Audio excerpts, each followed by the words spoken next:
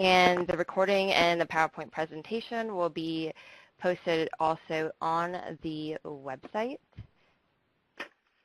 And so for today's webinar, well, we tried to make it only a listen-only mode, but we are going to figure that out, and we'll be using polls and as well as chat pods, and please use the chat pods for any questions and also for content or technical assistance, as well as responses to the questions that we'll be asking later. And a brief link to the evaluation will appear at the end of the webinar. Okay. Okay, thank you, Kelly. This is Larry Condelli. I'm here with some of our colleagues in D.C., Ruth Sugar and Keely Clark, and also Michelle Perry. And we're going to be doing this session today where we're going to review the NRS, the changes to the NRS table. We're also going to give you a activity packet that you can use to train your local programs on the changes. And we'll be going over that soon. We're trying to mute everything. I'm sorry. Background noise. You can mute your phone or your line. Those of you on the line, that would really help us out. Okay. So the agenda today is first I'm going to go over a little bit about the new NRS Technical Assistance Guide. It's not so new. We just point out a few things that you might have missed. Then we're going to go right into the tables. We're going to talk about the changes to the tables. We're not going to go over all the tables, just the tables that have been changed. And then we'll have a brief review of the activity packet for your use. And I think you'll all have received that in your email announcing the webinar. And if you haven't, we will make it available on the website or email it to you if you request it. So I'm just going to start right in. And let you know, as I mentioned, we're trying to, this is one of a series of Train the Trainer webinars and in-person trainings we do to help states train their local providers on using NRS tables and as well as other accountability issues around WIO, the Workforce Innovation and Opportunity Act. So today, we are going to specifically, as I mentioned, focus on, next slide please, the NRS TA guide. For a few minutes, I'd like to explain some of the things in there that are important, go over the tables requirements for the tables that have changed, and help you identify your training needs and show you the training materials and activities we've developed that you can use with your local programs or others in your state that you'd like to train on the NRS tables.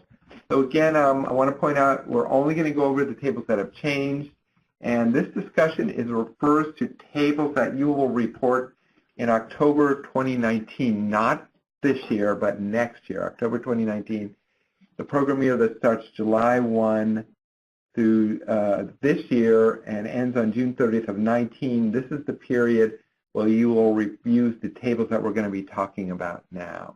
So up until, so this year, 2018 reporting, you will still use the tables you used last year. All right, so let's look at the new NRS Technical Assistance Guide, which is available on our newly revised website. It replaces what we used to call the NRS Implementation Guidelines.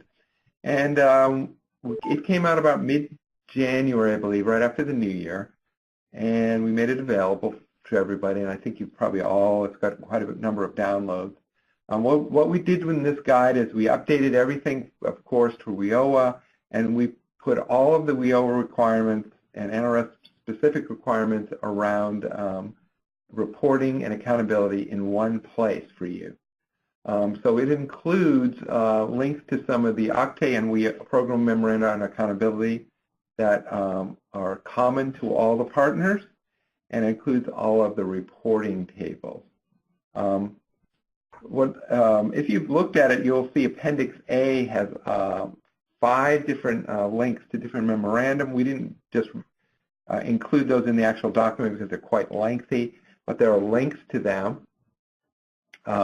Memorandum 17.2, which is all of the accountability requirements for WIOA Title 1, 2, 3, and 4. Memorandum 17.5, which is how you use funds reserved for activities under Section 243 of AFLA. And Memorandum 17.6, which talks about supplemental wage information, so how you can collect supplemental data to meet the wage and employment requirements of WIOA.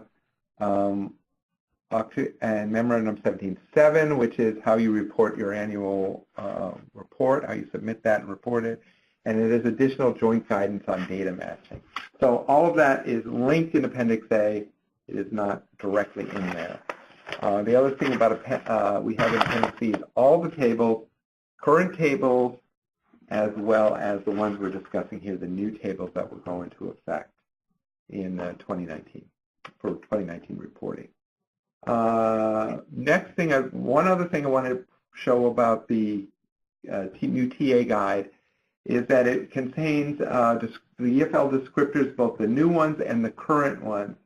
So as you know, we have been revising the EFL descriptors to be more up to date and linked to the CCR standards and the new ELP standards that have been developed. And these descriptors have been written for the next generation of tests. So far, only 2 tests are aligned to these new ADE descriptors, which is the table 11, 12, and CASA's reading goals. They are aligned to the new descriptors in Appendix B. All the other tests that we're currently using are just following the same EFL descriptors that we have for many years, shown in Exhibit 2.2 of the TA guide. And they will remain in effect until all of the new tests are developed to align to the new descriptors and until the current tests are no longer approved for use. So we're still working on, the publishers are working, and we're working on getting new tests that will replace these old ones. And in that time, what's in Appendix B will become common to all tests. But as of now, we're using 2 sets of descriptors, the 2.2 for the current test and those in Appendix B for the AD ones in Appendix B for Table 11, 12, and CASA's reading goals. Okay, so those are just the highlights I wanted to point out on the new TA guide. As I mentioned, there's 2 other appendices. Appendix C, just simply the time lag for reporting the post-exit indicators. Those are, as you know, the post-exit indicators have multi-year time lag, so it's going to be another couple of years before we have full data on this. And Appendix D is just the sample surveys and the methodology for collecting the post-exit indicators with the survey, which is one of the approved supplemental methods for the post-exit indicators. And that's actually carryover from the old TA guidelines that we had, the implementation guidelines. So that's within the appendices. I think you're familiar with the rest of the guidance. I think one other point is that we are developing a ebook of the TA guide, a much more attractive version and easier to navigate version that will soon be available, I would say, within the next few weeks. So it'll be easier to navigate it. It will look better. Also, it is made to be used on websites and tablets and your phone and mobile devices. So it's bringing us a little more up to date, and I think you'll appreciate its attractiveness for when you need to look things up, and its ease of use. And then we will continue to have the current TA guide on the website with a PDF format. Okay, so I'm just going to move into the tables now. We can move the slides ahead. Next slide. Next slide, please. Okay. We're going to talk first about some current tables that will be changed for next year. And the changes are not great, but I thought it would be important to go over them at this point. So there are tables 4 and 5. And also some really minor changes to 8 and 10. So let's start with the changes to Table 4. Move ahead on the slide. Next slide. Okay, so here's what the table 4 that you'll be using beginning reporting for 2019 looks like. I've highlighted in yellow what has changed. Very simply, first off, there's been some confusion about because first period of participation and subsequent periods of participation. And as you know, in our current table 4, first part of it, as you see there, A through J, I guess, are A through G rather are first period of participation. Then we have a column for other periods of participation. All we did was label those more clearly so you could see what they are. But the additions that we added are two things. First of all, we added a column to include exclusions, which we've not had before. And as you know, there are exclusions to MSG in WIO, and those have been covered, such as people who enter military service or incarceration or medical conditions or that are deceased, that we do not need to count in the performance report. We've had no way of excluding those formally before, and now this new column will allow you to do that. So you'll put your excluded participants in column C. That's one change. The other thing we did in Table 4 for next year is break out the calculation for MSG related to, MSG and achievement of a secondary credential. So you can calculate separately the percentage of participants for periods of participation who achieved an educational functioning level gain and those that achieved a secondary school diploma or its equivalent. So it lets you break that percentage out specifically. So the next slide will show you why we did that. Next slide is, so just for counting, so we can formally exclude participants, and we can look separately at EFL gain and secondary credential attainment for periods of participation for that particular indicator. Okay. Yeah, they enable calculation without excluded participants, and they allow for the disaggregation. Right. So here we have questions. What are the questions? I'm not writing anything else.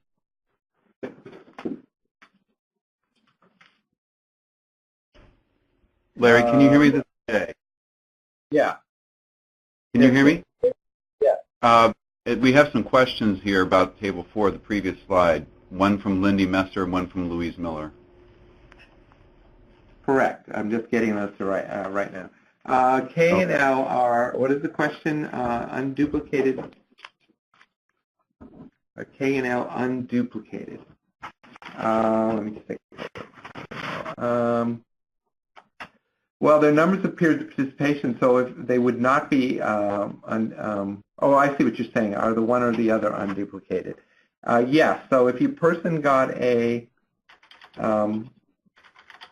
MSG for educational functioning, you put him there, and one that got a period of participation, you put him in L.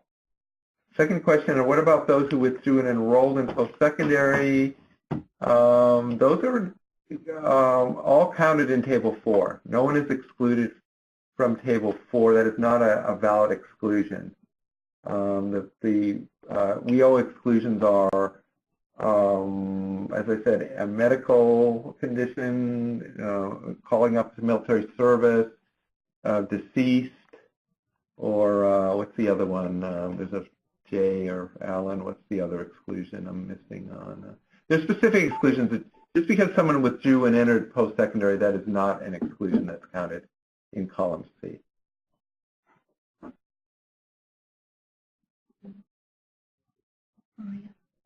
Maria says if a student gets an HSE in POP2 and had a pre-post gain in POP1,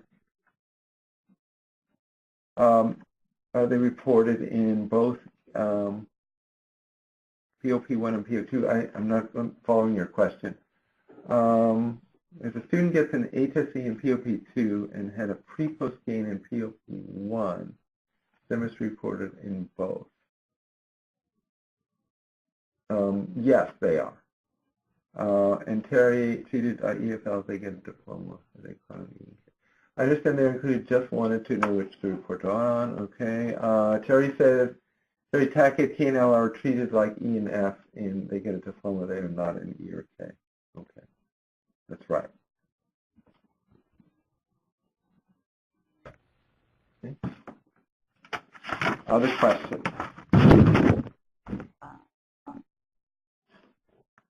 So in other words, multiple outcomes are permissible in K and L. That's the question.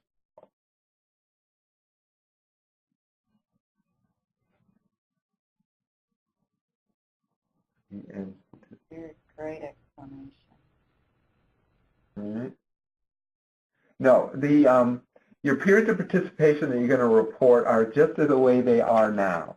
They are going to be just the same rules you have now. You only can count 1 outcome and per period of participation. So that column in M is what you reported. It was reported in the state performance report. That's your WEO indicator. That M at the very bottom, grand total. The breakouts are just a way to break out for us to see how many people got diplomas and how many people got EFL gains. So it's for a different purpose. So in other words, the old way you do it still remains. This is just an additional way to break out K and L, to break out those 2 outcomes so that we have that transparency. All right?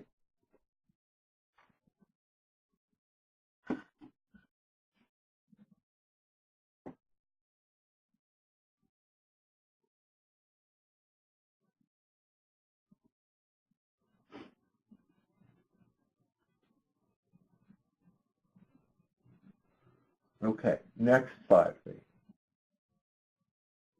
There's still only one MSG, right, only one MSG per POP. That's right, Kelly, you have it correct. There's only one person get an EFL gain during one POP, and they could earn another gain in the second POP. That's correct.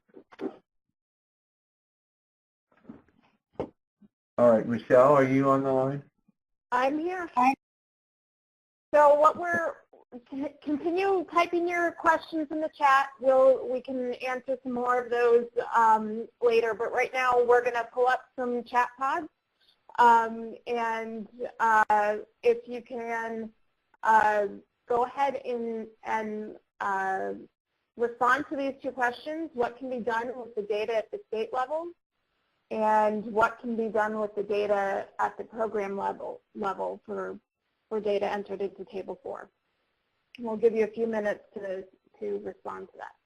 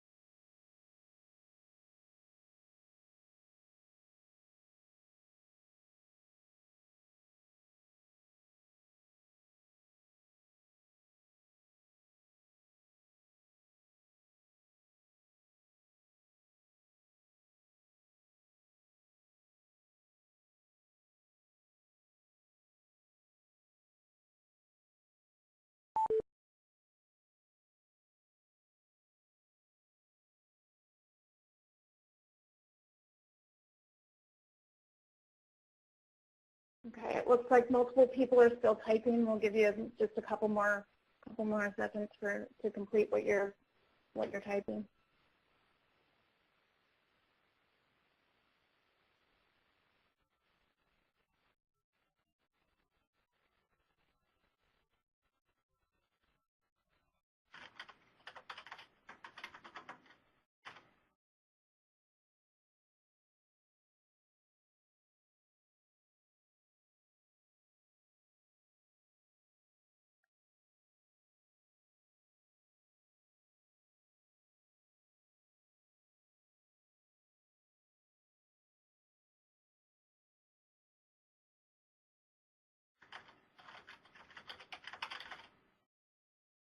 Okay, so if you're typing something, finish your thought.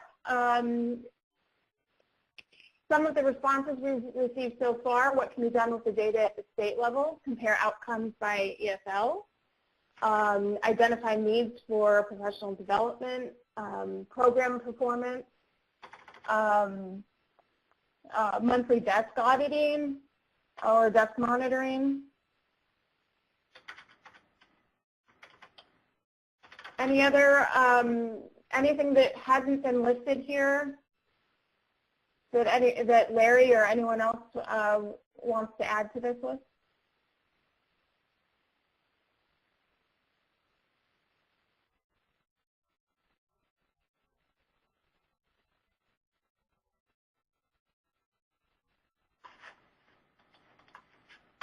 Let's see. Lindy says, see if students are having multiple POPs. That's a great one to use it for. What can be done with the data at the program level? As was mentioned at the state level, you can also use it to design and implement professional development, check gains enrollments and HSEs, identify cohorts, see which EFLs are succeeding. Target interventions is a good one based on performance level by level.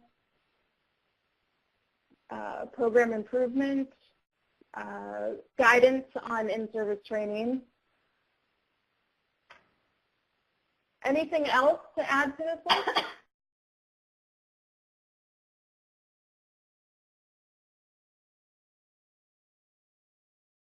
A couple people are typing.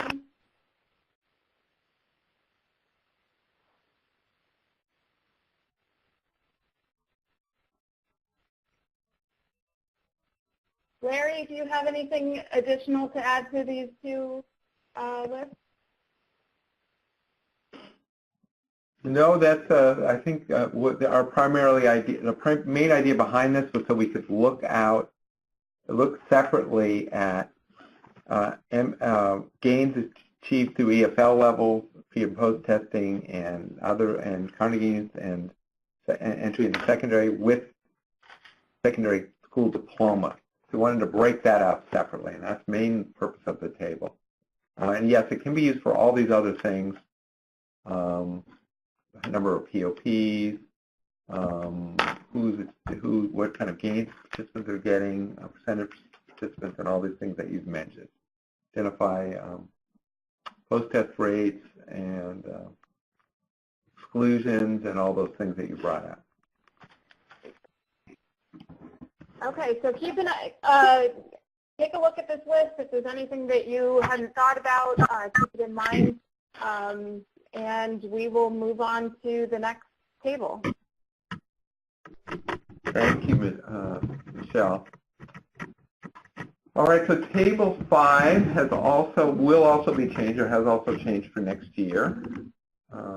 Take a look at that. First thing, again, we've clarified what goes into what each column, first period of participation versus all periods of participation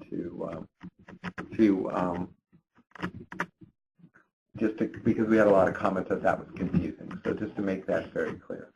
And the other thing we've added is a new row that attained any credential unduplicated. So this is to put in the number of participants who achieved a credential in an unduplicated count. So either a post-secondary credential or a secondary credential meeting the criteria of after getting your credential, you got a job or enter post-secondary ed. So that's the old table, the current table 5, the counts are duplicated within there. What we wanted to do in that table was break out, particularly with the secondary diploma. Remember, you have to the student either has to enter post-secondary or get employed within 1 year of exit. So we wanted to break that out to look at how people were achieving that credential. But the problem with that is it created duplicate counts. And in the state performance report, you cannot have duplicated counts. So by having this new row where we just put the unduplicated count, it now then aligns with the state performance report. And that was the idea behind it. So there would be one table that had all the information we needed around credentials. So anyone who got a secondary school diploma, meeting, of course, all the criteria that goes into that, don't have a high school diploma before, et cetera, and whether they got a job or in a post-secondary, and also the post-secondary attainment. Because as you know, the state performance report indicator combines both credentials. So this way it was able to, so we could look at the federal level at the adult ed performance, both how did they achieve those credentials and what credentials were achieved, but it also gives us now this new row, a way to look at the unduplicated count, which is the same as what is reported in the state performance report. Okay. So why we're doing this is, first of all, to more clearly designate the headings about peers participation in the first enrollment. And we've done the same thing with these other tables 4, 4C, 5A, which are related to table 4, and 8, 9, 10, and 11, which are related to, we also have the indicators related to 4 and 5. So as I said, the new table row gives a consolidated value for credentials that will be used in the rate for the state performance report. We're hoping this confuses, the headings eliminate confusion that we have from comments we received from earlier versions of the table. All right, so we have some questions. Yeah. Maria mentioned that she and Kelly asked a similar question, but the answer seemed slightly different. So going back up to Maria's question, this is before the current slide we're on. If a student gets an HSE in POP 2 and had a pre and post gain in POP 1, is the MSG reported as HSE for both POP 1 and POP 2? And then Kelly's question was then only one MSG per POP, right? So one person could earn an EFL level gain? Whoa, let me do the first question. Okay. The first question was, yes, HSE, as always, this table doesn't change any of that. In multiple periods of participation, if you get a high school equivalency, it can apply to all periods of participation. That is always our policy. What's the other question? What was the next one? Kelly asked only one MSG per POP, correct? So one person could earn an EFL level gain during one POP, and the same person could earn a secondary credential in a second POP. That's correct. Yeah. Then Gilda asked, how would you use data on how gains are earned from the last discussion that was done? Well, at the federal level, we would use it just to see, just as a descriptive indicator, a descriptive measure for us to know, are these MSGs, how are they being achieved, which is, so it gives transparency. At the state level, you could use it for that as well. You may have other reasons. That's one of the questions we kind of asked in the discussion, how you might use that. Okay. Lindy asked, if a student has multiple POPs, then the student has multiple exits. Which exit timeline should be used for the unduplicated count? Well, the first enrollment is the first POP, and if there's an exit, it's of course a 90-day period is weighted. If the person doesn't come back, that's the end of it. If the person does, then a second POP counts. So what is the question on that? I don't know what else to say about that. So each POP then has indicators that could apply to it and follow-up that could apply to it if it's a post-exit indicator is involved. Okay. Sarah then asked, what does, quote, any credential mean? For example, would a safe serve or OSHA count? Well, there's a list of recognized post-secondary credentials you should consult. I believe that's in Memorandum 17.2. And Jay or Alan, if there's another place, let me know. Thomas asked for clarification. Well, I think her question, can you hear me? Yeah. I think maybe possibly Sarah's questions maybe even just a little simpler than that. When we say any credential on Table 5, what we mean is if you reported them as a positive outcome for the secondary credential row above that, or the post-secondary credential row above that. So what that means, any credential, means whether they got a secondary or post-secondary credential. If you recorded that person in each of the rows above, we want you in this new row to record them one time. And the credential that you count for this row awarded any credential would be the most recent, the last credential that they earned. It doesn't matter if it was post-secondary or secondary. We'd like you to count that student one time on this row for the last credential that they earned. And Larry's right, there is a list of credentials that are illustrative in the guidance, but there may be other state-recognized credentials that we don't have explicitly listed in the guidance. But if SafeServe or OSHA, if those are state-recognized post-secondary credentials, then those would be able to be counted as a post-secondary credential.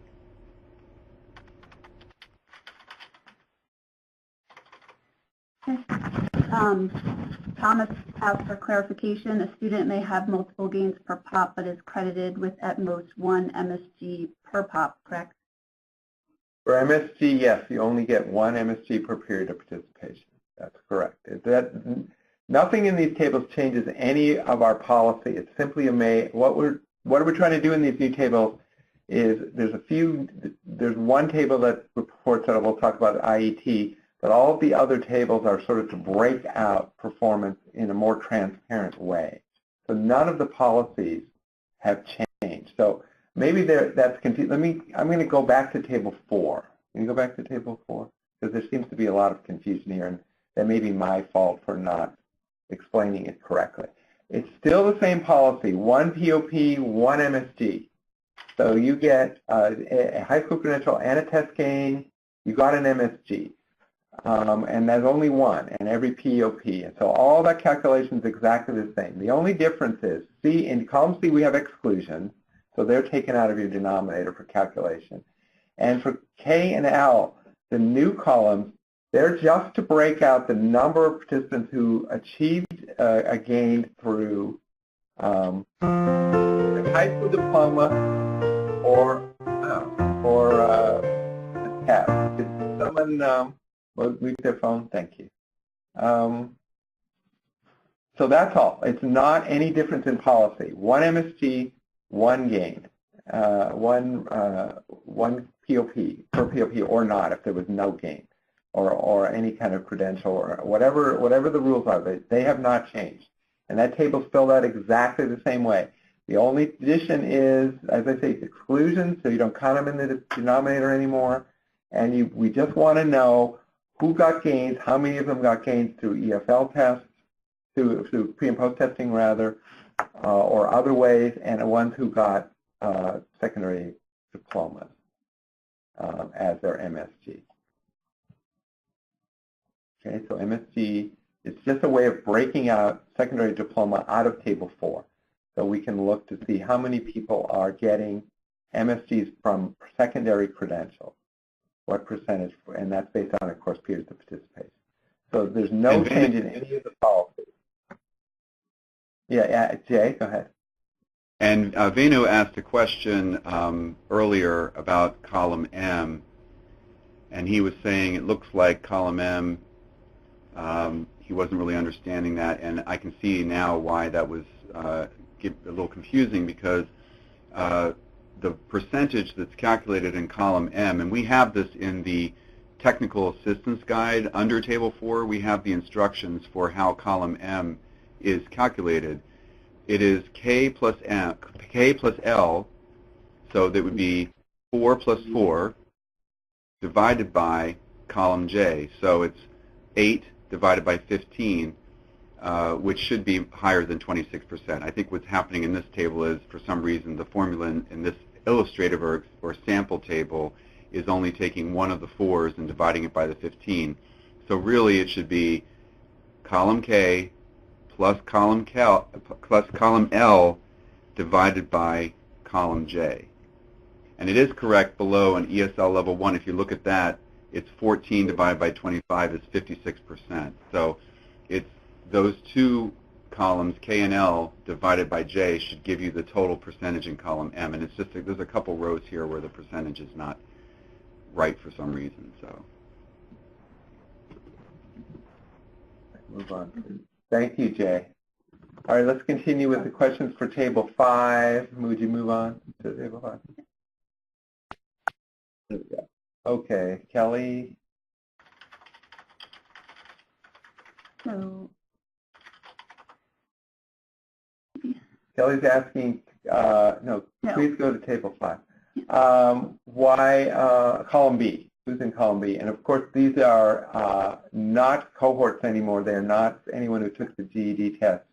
Kelly's question is, how is cohort determined? Any learners who have taken exited and taken all 5 tests?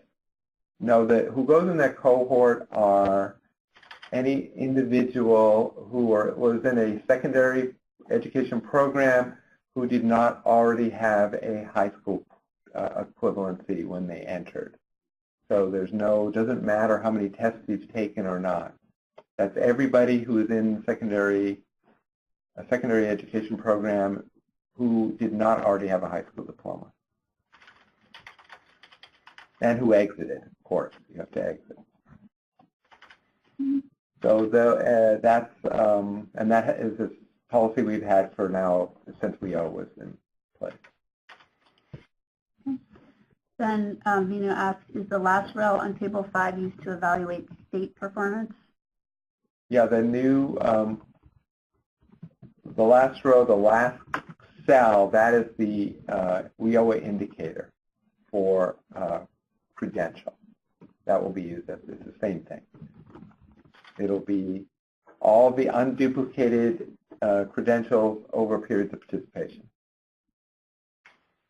Russell asked, would the 4 ESL and 4 HSE earned in columns K and L equal 8 MSG? Where is that? Oh, not like that. I'm sorry, repeat the question? 4. Table 4. Oh, Table 4. yeah, we talked about that. That's about Table 4 where I said that column K and L equal 8 together, 8 measurable skill games. Okay. Yes, that's correct, Russell. That's correct. Where is it? Okay. Any other questions for Table 5?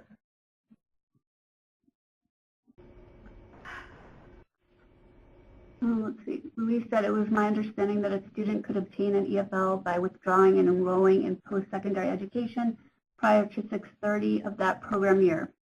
Correct. Which column does this EFL gain get reported? Okay, we're going back to Table 4 again. That's just it goes in 4. It's achieved a MSG, an EFL gain, column E.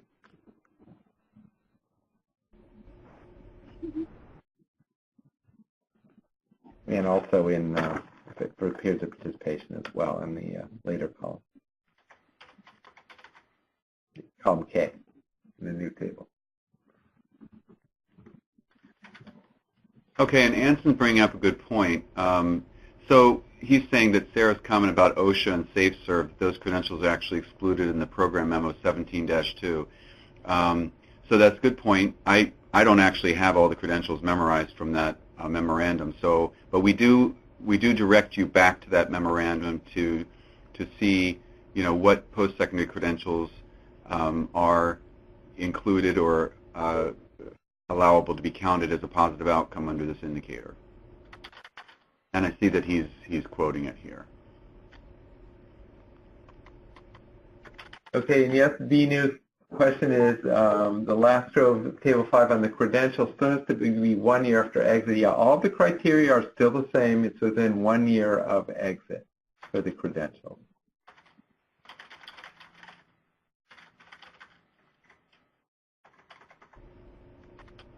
So is it Sarah Yeager that asked that question? I just wanted Sarah to draw your attention to the fact that OSHA and SafeServe are actually called out in the program memo as excluded. So I'd say everybody go back to the program memo and look at those credentials there and see what that should give you that should tell you exactly what would be included or allowable under the count as an outcome under the credential.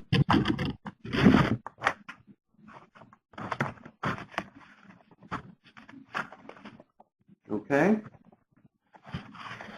Well, Gilda says I mentioned that if the state recognizes the credentials, it counts. Correct? No. I guess what I'm saying is in the program memo, and we're not really, this training is not about Program Memorandum 17-2.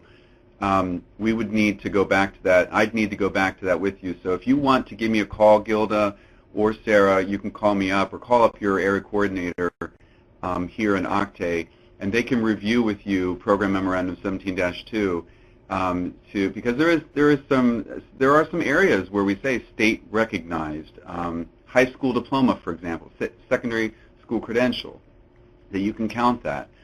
Some states recognize high school diplomas in languages other than English, and so that would be a state-recognized secondary school credential. Other states do not. So, so using those words, you have to be careful. State-recognized isn't always something. So we have to go back to the memo and look exactly at how it's used in the context of that memo. But I just wanted to say that that's probably where we need to go to see where these credentials are. This training is not about what credentials count, what credentials don't count.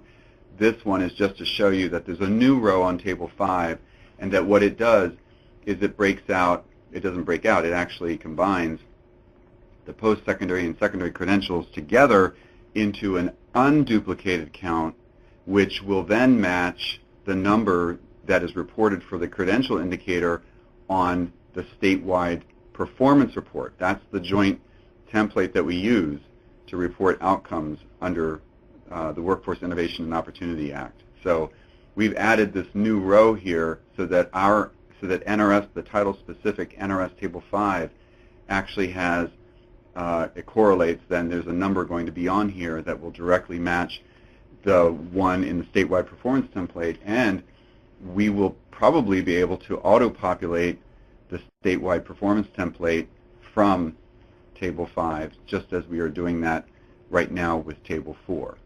So just a little background information on why we felt that this row had to be added.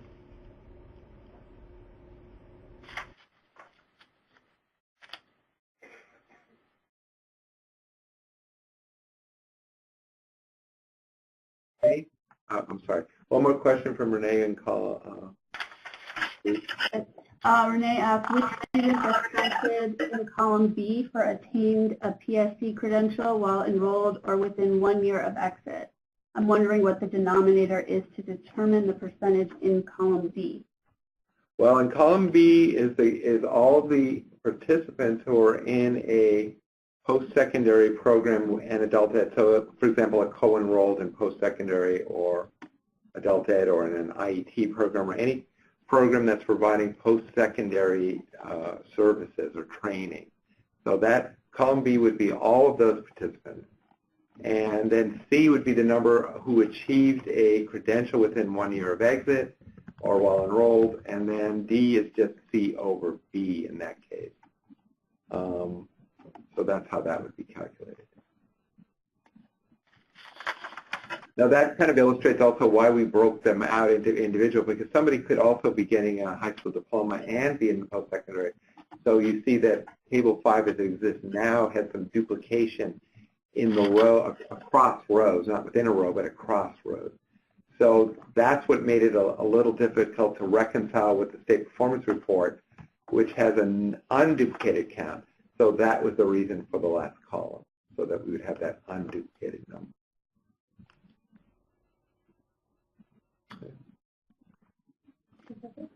All right. Okay, great. So the last thing, looking at our current tables of changes, is a very simple change in tables 8 and 10, where we did two things. We wrote, again, put that column heading, first period of participation, all periods of participation, to make that clear that the table, which part of the table is covering which things.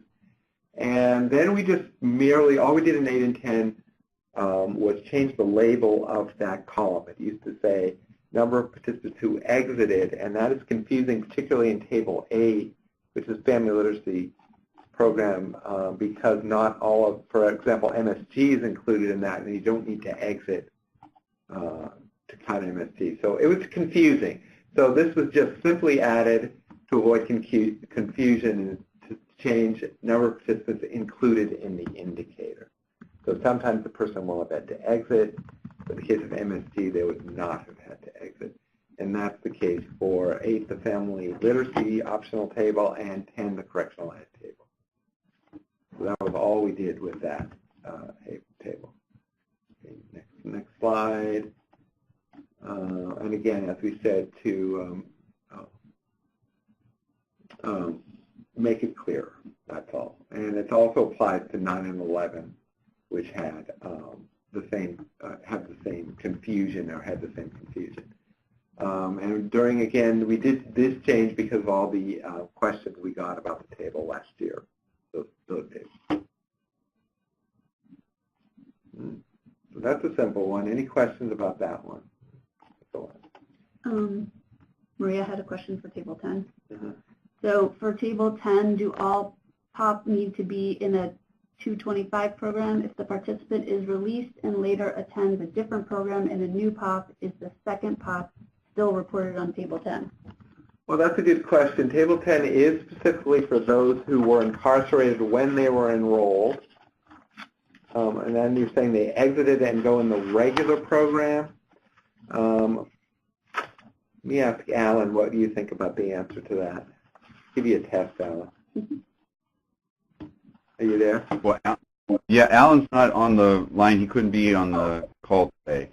Jay, so someone enters in correctional, but then exits and goes into another adult ed program, a regular program, not a non-correctional institution.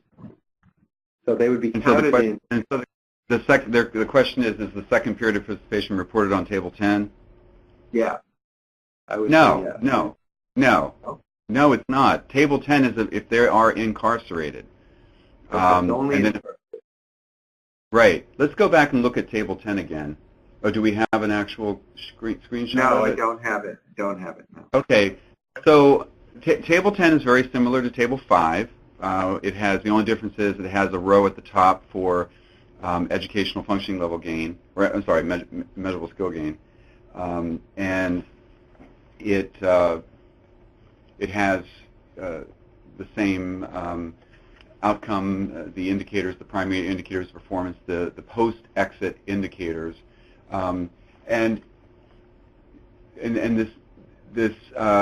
this table has, in our technical assistance guide, so I refer you all everybody back to the technical assistance guide that we just released on page E-62. So this is in Appendix E. On page 62 of Appendix E, there are instructions below Table 10 that tell you how to fill this out. And it says, the first instruction says, include only correctional education participants under Section 225 of WIOA. So if the person is released, from, is no longer incarcerated, and they go and they enroll in adult education programs somewhere else, that student, first of all, there would be really no way for the correctional education program in that institution to be able to track whether or not that student is getting a measurable skill gain in their correctional education program. But beyond that, they're no longer being served in the section in the correctional education program. They should then be reported not on Table 10. They're reported as they are anyway. All Table 10 all students in correctional education are included anyway in Tables 1, 2, 3, 4, all of those tables, and they're also included in Table 5.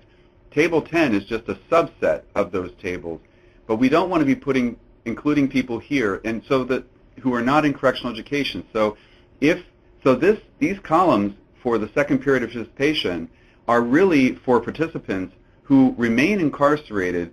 Maybe what happened was they dropped out of the adult education program, they exited out, but they remained incarcerated, and then after 90 days they re-enrolled in adult education, but they were still incarcerated. That's where the second period of participation would come into play for a person if they were to be reported on Table 10.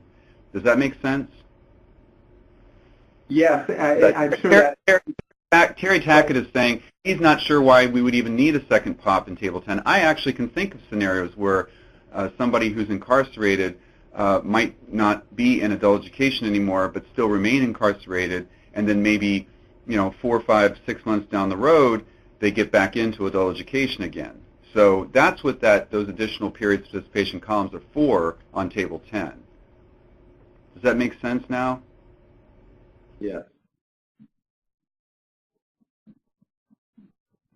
It's a little hard to completely understand because Terry's saying that's not what he's saying, but it's hard to can they unmute their phones and talk, or?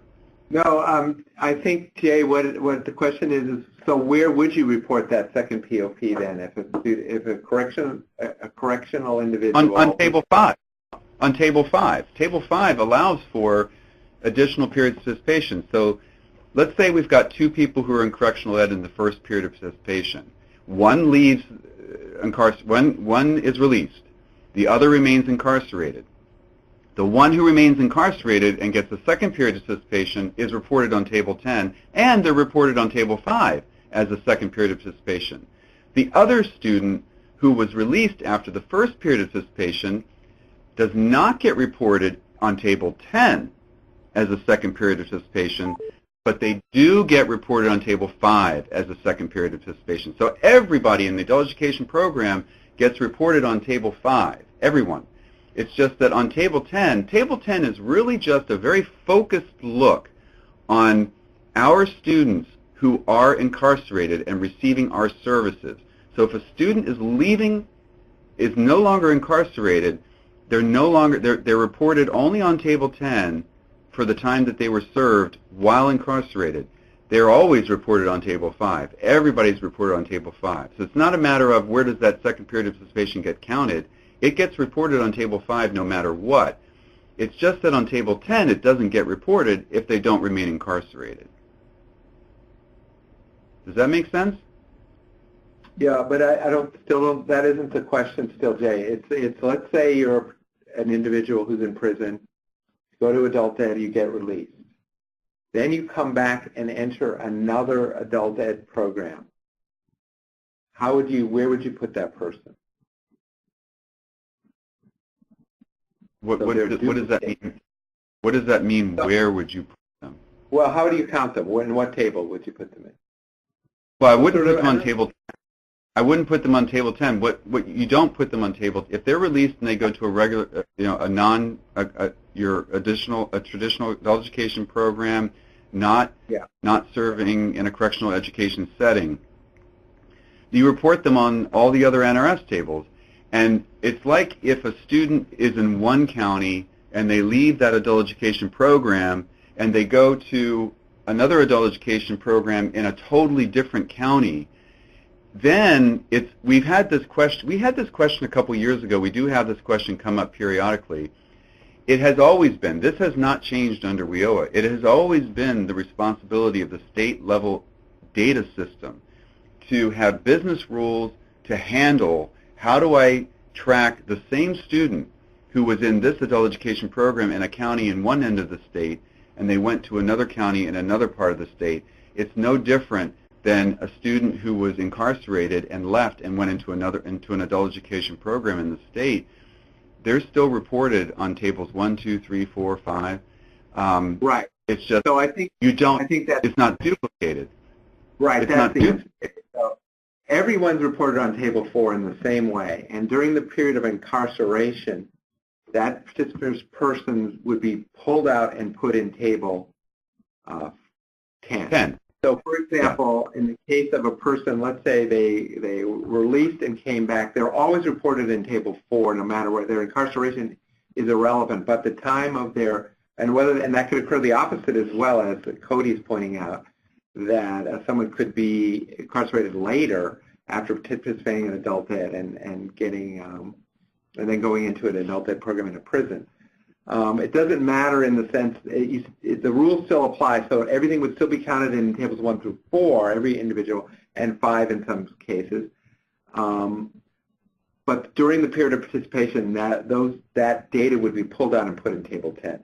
So it's entirely possible that it would appear in table 10 for, let's say, one period of participation, but not another. So the idea is 1 through 4 are the unduplicated count. It doesn't matter the setting. Table 10 just pulls the participants who were in that setting during the periods of time they were in that setting. And so that's clear. I think not a related way to say it, but that's what it is. That is. And Hey, actually, Russell Fenton is asking another question here in reverse.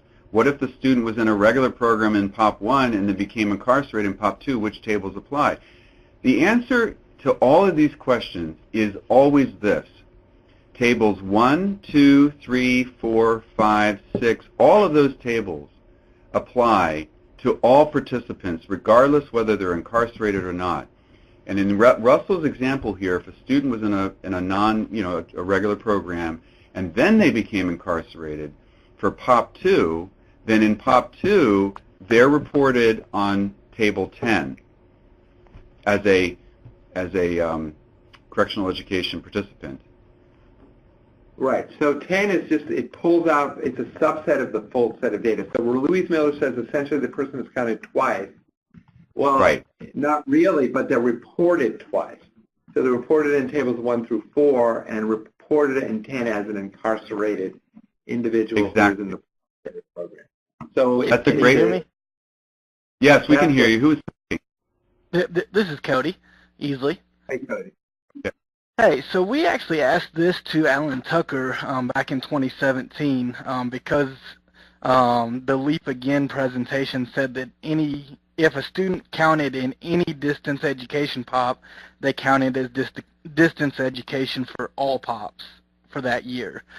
So we actually asked Alan Tucker this same question regarding both family literacy and the correctional participants.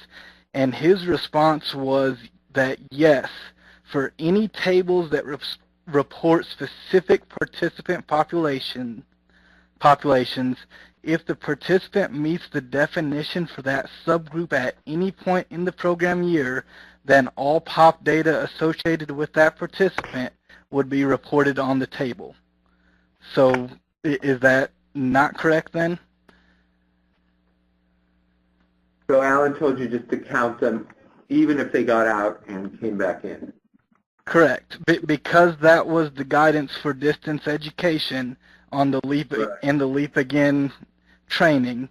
Got that same guidance for distance education was given for family literacy and correctional as well. Okay. And to me, it doesn't make sense to count someone in all POPs for distance education if they counted it in one POP and then not do the same for correctional and for family literacy. If we're going to count them only for the POP that they're incarcerated for corrections, then we should only count them in the POP that they're in distance education for distance education, or the opposite, whichever you guys prefer. But I would think it should be the same for all subsets of populations. Yeah.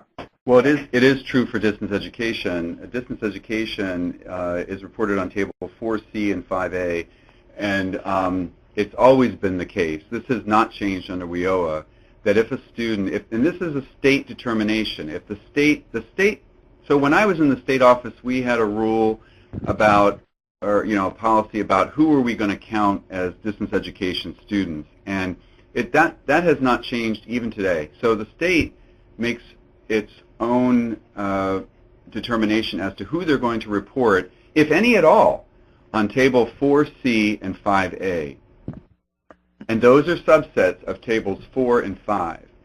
And and that is true, that on table 4C, for example, you've got, you do have additional periods of participation, and that is true that if a student is, if the state determines that a student is reported as a distance education student, that student is reported not just for the first period of participation, but for all periods of participation, including successive ones. The difference with Table 10, and this is where Alan and I can have a conversation, after this webinar. But the difference with Table 10, I think, is that we actually have a section in the statute. There's actually, the law actually talks about this program, Section 225 in the law. The law does not talk about distance education, at least Title II does not have a separate section in the statute designated for distance education students. We actually have a requirement under the Act to report on correctional education outcomes, on correctional education student, not outcomes per se, but and I'd have to go back to the statute to look, but we in the federal office do need to report on correctional education. So I think if we're reporting on correctional education, to be clear, I think we want to distinguish between, if we really want to take a focused look at who is in correctional education and what outcomes are they achieving, then we really have to take a look, a pure look at what are they achieving while they are incarcerated. If we start adding in data to Table 10 that includes outcomes for when that student was not incarcerated, we're not getting a focused laser look on the outcomes in a correctional education setting under Section 225 of the law. Distance education, we've always had that policy. That's a state determination. Whether the state runs distance education or not is up to the state. But and so who gets included or reported on Table 4C and 5A, that's up to the state to determine. That for Table 10, it's when a student is served with funds from Section 225. That's when a student gets reported on Table 10. And I forget what your third category was. You talked about distance ed and correctional ed. Family literacy. But family literacy is the same thing. Family literacy is similar to, it's an optional table. Table 10 is not optional. 4C is distance ed. That's an optional table. Family literacy table is optional. But the correctional ed table, Table 10, is required. It's not optional. And I think because it's required, we want to keep our look at correctional education very focused and very targeted to the outcomes that occur while our students are in a correctional education setting. That's my personal view. I think it also may be consistent with how we have rolled out this information collection. But I would, and what happens so often with situations like this is when Alan or Larry or I are asked a question, by somebody, we always try to copy each other on our emailed responses to people so that we all know what the other person is saying, and sort of maybe we even confer before we answer these policy questions for these very reasons, so that we can know. But in the LEAP training, you're referring to something that I think you're referring to something that Alan may have said in the context of a live training workshop. Is that correct? No, it was a follow-up email after the fact. Okay, and it was just to him, or? I mean, this is what I'm saying. Is I think. So yeah. Larry and yourself, Jay, were both copied on it. Okay, and it came from Alan. Yeah, and we get hundreds of these emails, not every day, but it seems like every day. And we, sometimes things like this may not be something that one of us catches on to, or it may well be that we had a conversation about this and maybe I didn't understand what was being said. And we can go back, and Alan and Larry and I can go back and look at this question to see if it makes sense to just report anybody on Table 10, whether they're incarcerated or not, or if they have been incarcerated at any point in their time during the program year, that all additional periods of participation would also be included on Table 10. We can look at that and see if that's something we want to consider. But Table 10 itself, the outcomes on Table 10 are not they are not tied directly to the statewide performance report. What is tied directly to the statewide performance report is Table 5, which includes all participants. But Table 10... Table 4, you mean, Jay? Table 4. Table 4 and Table 5, when we report next year on the follow-up indicators, the exit-based indicators, Table 5, that new row for any credential, and then the employment indicators and the wage indicator, all of that will be tied back to the statewide performance report. Right. Okay. Right. Okay. So Well, I'd like to go on. I'd like to move on because we're getting locked down. Yeah, just real quick. Given that explanation, that difference does make sense. So are you guys going to discuss that and come up with a ruling and disseminate that to all the states then? Yeah, well, we will. Yeah, I mean, yeah, we will do that. I think. Okay. I think we can. What would happen is my preference would be to put it into the technical assistance guide. In my view, what we have in the technical assistance guide right now under the Table 10 instructions is pretty clear. It says to include people who are served under Section 225. If we decide to have them reported even after they were released, have them reported on Table 10 for the additional periods of participation, then additional periods of participation that do not occur within a correctional education setting, then we will need to put a footnote on Table 10 to that effect. Okay. In the technical assistance guide, yeah. Okay, I really want to move on. So we will give some clarification about who to include in Table 10 when there's multiple periods of participation. And I'm sorry if we gave different conflicting things, Alan, and probably Jay is right. It was during the training we didn't probably think it through the way we normally do. And it never came up again, so we forgot about it. So we do need to clarify that. So I just want to move on because, and there was there's a question is, Table 5 does not include incarcerated students because how could you can't expect them to be getting credentials or getting jobs while they're in prison normally, going to post-secondary ed. So that was, I think Jay misspoke that about everyone was in Table 5. Table 5 is not every participant and not typically those are incarcerated in the 25 program. So I see a couple of questions about that. And that's right. The other question is, are students who serve 231 funds are counted in Table 10, or is it just 225? It would just be 225, I believe. I don't know who would be in 231 and not be funded by 225. But I don't know. But that's what Table 10 is for participants in programs funded by Section 225.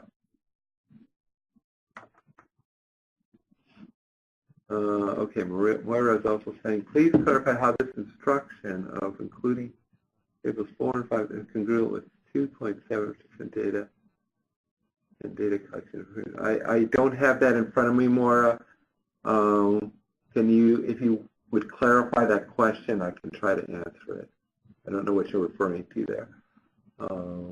Anyway, incarcerated participants, MSG applies to them, but not the post-exit indicators unless in the unusual event they would be exited at the same time their adult ed, exited from prison at the same time their adult ed instruction ends. And that probably rare event, that's the only time they would be, the follow-up measures would apply to them, the post-exit indicators.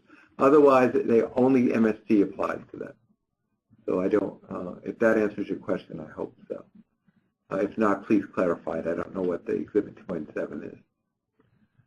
I just don't have it in front of me. All right, I'm going to move on so we don't run out of time because we still have to cover the new tables. So let me move right into them. There are a couple of new tables.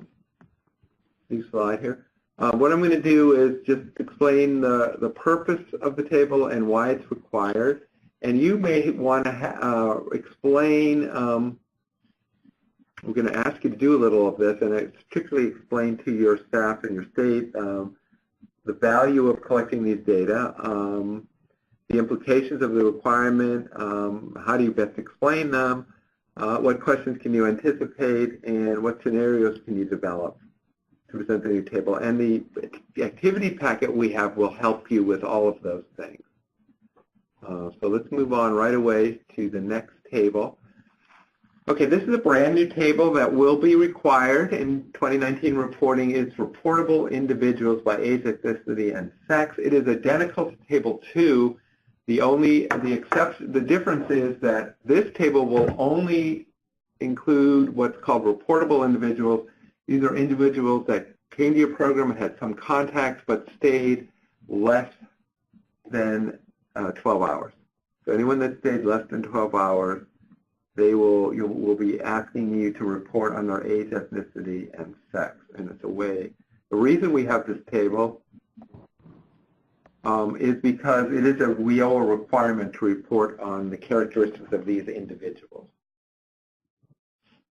So what we'd like to ask you now, yeah, go on.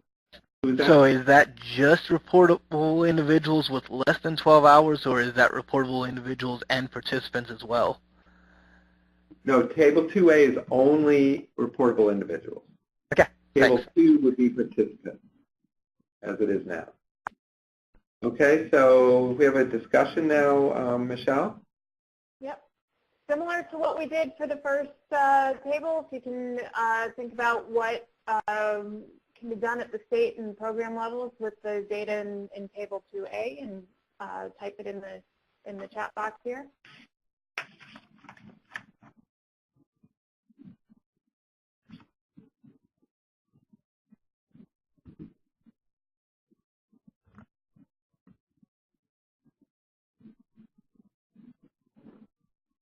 See whether programs are retaining students.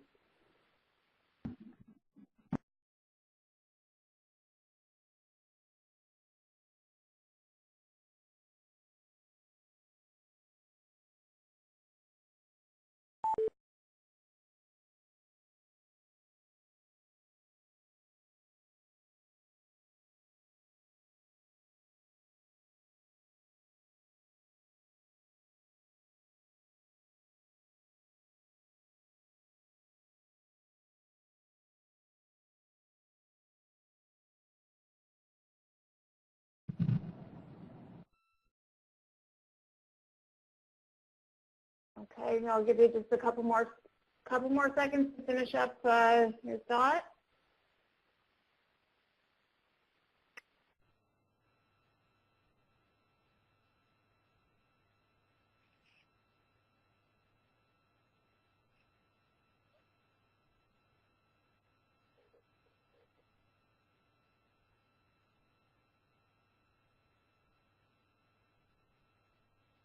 Okay, at the state level, some of the responses are, as I said, our programs retaining students, the assessing ability to engage and retain, whether local providers are really tracking non-participants in the state data system. For program level, also retaining students and how to provide technical assistance and address the issue of retention, looking at the orientation process, trends of students currently in the program, the role the intake process has. These are great responses. Anything additional? Does anyone have anything additional to add to this?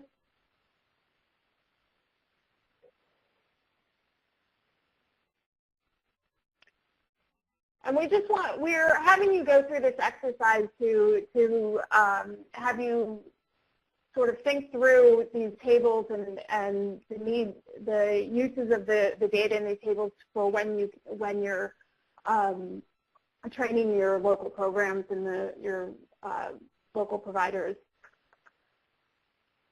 about the table changes and how they can use them for monitoring, assess recruitment. Great.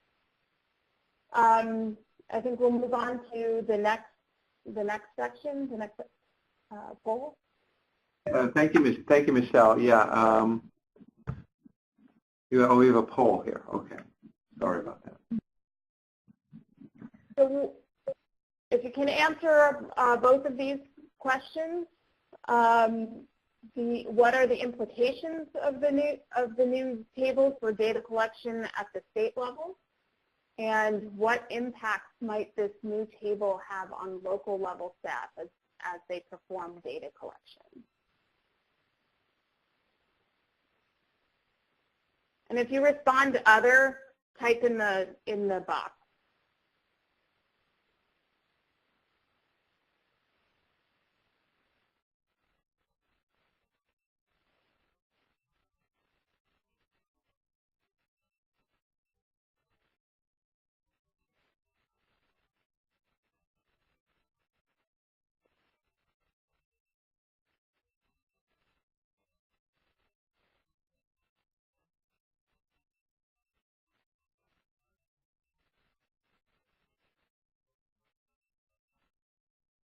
Everyone can log in their responses in the next 10 or 15 seconds, and then we'll reveal the results.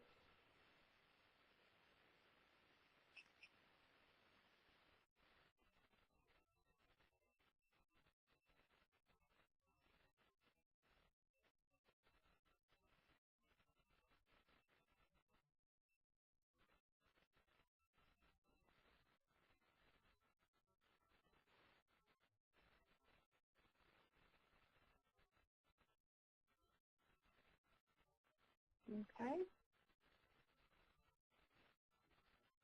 So the implications at the state level, you can see a majority of people say it's difficult to know if counts are accurate, if staff are not reporting. And on the local level side, the majority, we have people saying change the way the intake is done, change the way walk-ins are recorded. For those who've selected other, on the state level side, we have things such as could be more data entry, none, they already collect all data, intake PD, no change. On the local level, again, data entry and no change or follow-up, can follow up with students for retention. So keep these in mind when you're working with the new tables and sharing it with your local programs. I think we'll move on to the next table.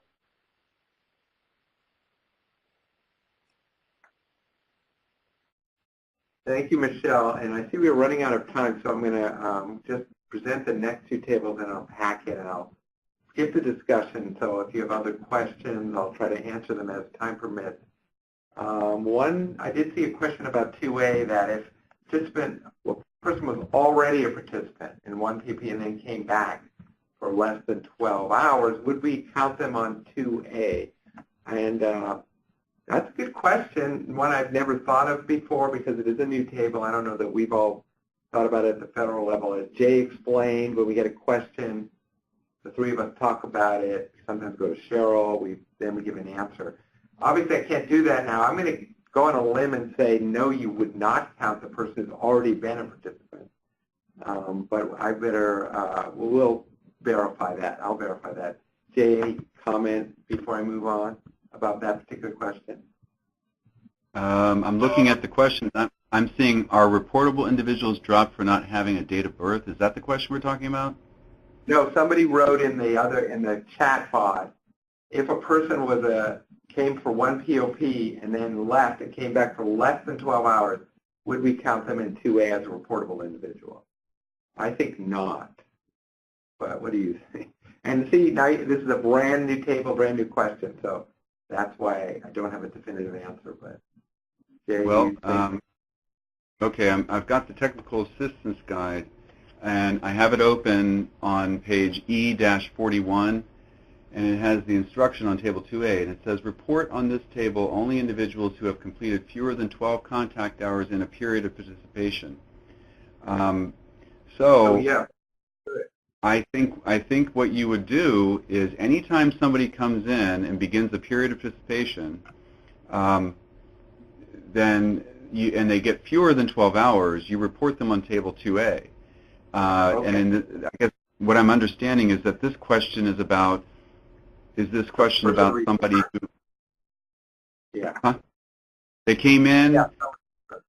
they were a participant, or they came in, didn't get 12 hours for a period, they didn't get 12 hours, they left for more than 90 days, and they came back, and then they got more than 12 hours. Is that what the question's about?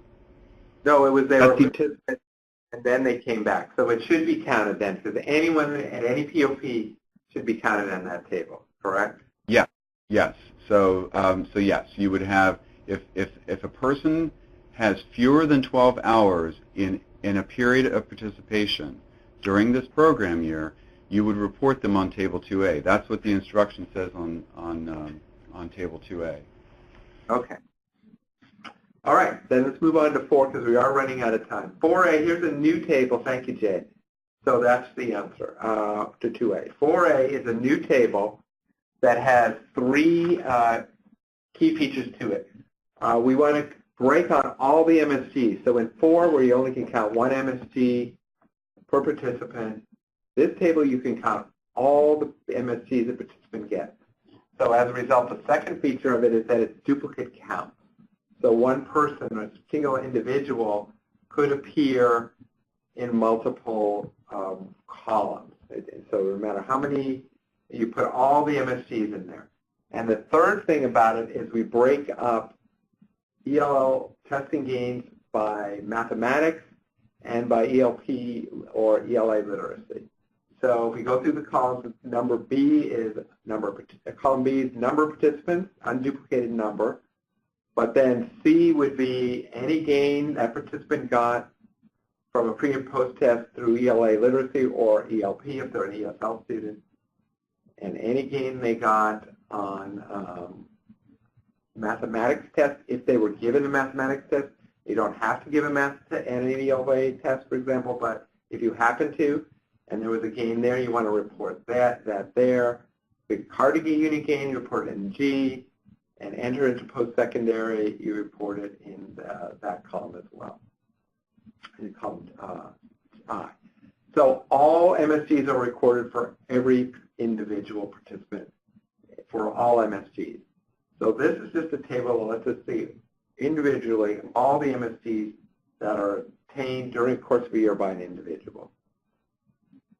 And that's the point of this table. So it gives us, next slide please. The reason is that so we can see all of those gains, which we can't see in Table 4. We only see unduplicated counts with one MSG per POP. And this allows us at the federal office then to look at how our gains being achieved to see that they aren't too limited to one specific area. So, for example, if the state was just giving MSTs for high school equivalency, that would be transparent. That would show up in this table. Or for example, not enough attention being paid to post-testing or post-secondary ed or whatever the mix is. It just lets us look at each state how MSTs are being provided. Now I'm going to skip over to Table 11 since we only have a couple of minutes left. This is also a brand new table that we'll be reporting next year. It is specifically only about participants in IET programs. All participants who are taking an IET, both for their first period of participation and subsequent periods of participation. And in the columns are all the indicators of performance and all the MSG indicators that are allowable. Not allowable for Table 4 reporting for adult ed, the adult ed participant not in IET, but all the ones that are required, that are allowed under the guidelines, under the WIOA guidelines. So for example, let's go through all the different rows.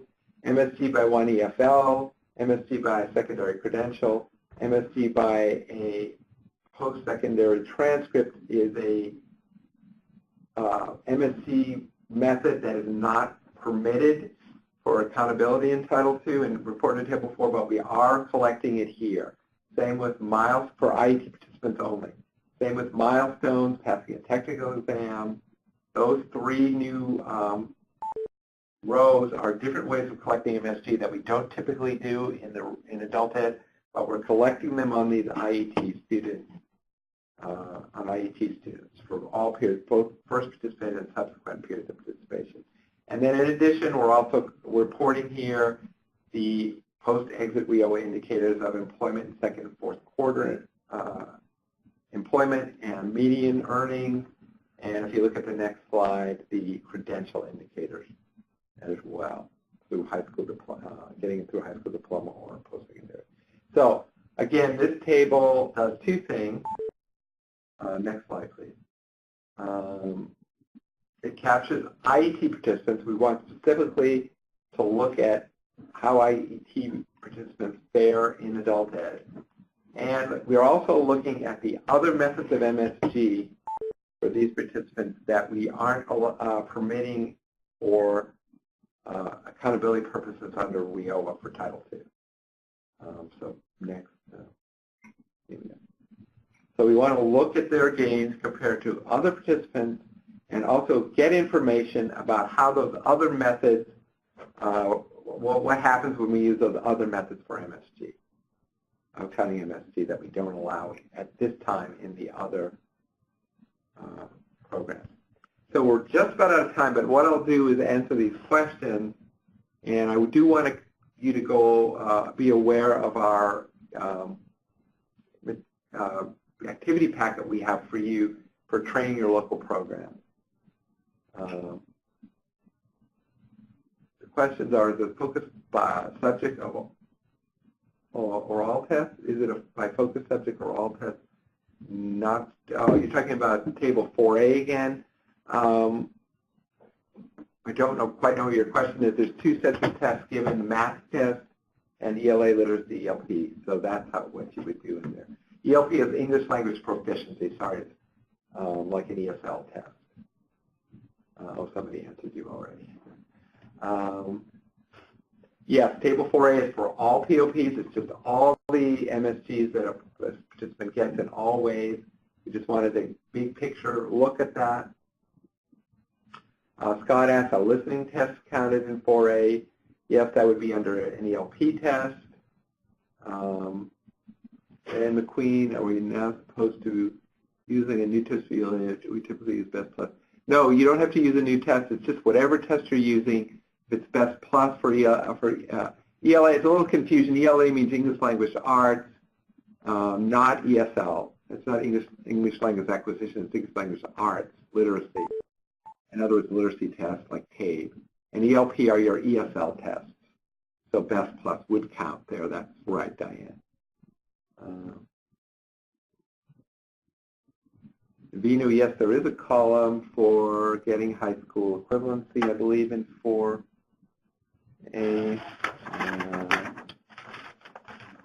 And for attain a secondary school diploma or its recognized equivalent, that is column F in the new table. Oh, are you talking about 4A? I'm sorry. 4A, let me look at it. Right, I'm sorry, it's not in 4A. High school equivalency this is only MSG in table 4A, not high school equivalency.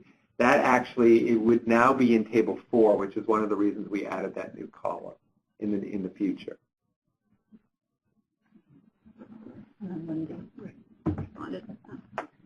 Right, and Mindy, you did answer that already. Our Russian in B for the first five are supposed to be the same. I don't know what the question is. Are the numbers in B for the first five rows supposed to be the same? I don't know which table you're referring to, 4B or 4A. So I don't know what you're referring to. There, sorry. He's referring to table 11. Oh, table 11. Okay.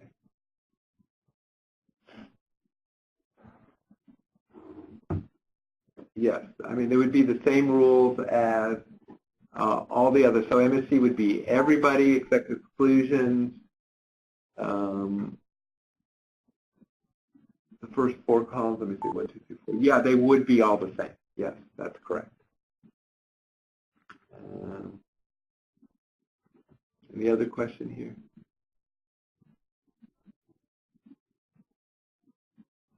Okay, I think I answered all the questions. If you have additional questions, just email them to us. We will answer them. We'll provide you a clarification on Table 10 corrections as well. And right now, as to conclude, I'm just going to ask Michelle to briefly go over our activity packet. So we're going to skip ran out of time for discussion, so we'll skip those slides. And Michelle, would you explain briefly our activity packet? Absolutely. You should have all received an attachment of the activity packet on the email that was sent prior to this. Though it contains 8 activities based on the tables that we've just gone through, and you can use these activities. They're listed here. Fact check, understanding table changes, which table, student data, Jeopardy, table changes in action, and key NRS changes and how to explain them. All of those activities are explained in the activity packet. It tells you how you can use them, suggestions for how to use them. They can all be adapted to be as easy or as difficult as need be for your situation and your participants. And they're all easily adaptable to be used in a webinar, printouts, and those types of various training situations that you may need. Feel free to use them all or use 1 or 2 of them. And if you have any questions, since we don't have time to run through them right now, feel free to reach out to us and if you have any questions as to how to use them. Okay. We are past time. I'm sorry we didn't get to get everything, but it was a lot of material information. Larry, this is Jay. I just wanted to say, just to save everybody a lot of time, I've just had an opportunity. Cody, thank you. Cody Easley has sent me the response that Alan sent to them last year about that question. It actually started out with a question about distance education, and the correctional education participants were added on to that. And like Larry said, this is something that we did not, I think that we, looked at, and I do appreciate, I think the reason that we were saying this earlier is that we were appreciating sort of the focused clarity that would come with only reporting individuals who were being served with Section 225 funds. However, I think the simplicity, I think I'm certain that when Alan sent the response out, we did discuss this, and that what he sent out was a response that, as Cody said, applied to tables 4C, 5A, 8, 9, and 10. And I do believe that for Table 10, I'm going to retract what I said earlier, which is if that person was at any time in a correctional education setting, then the first period and any other periods of participation that they had, even if they left correctional education and went to another program, your state data system would have them in there as a record. You would report all periods of participation for that participant because they were served with Section 225 funds. And Table 10 is about people who are served with that. But I think, and Cody easily makes the case, that it does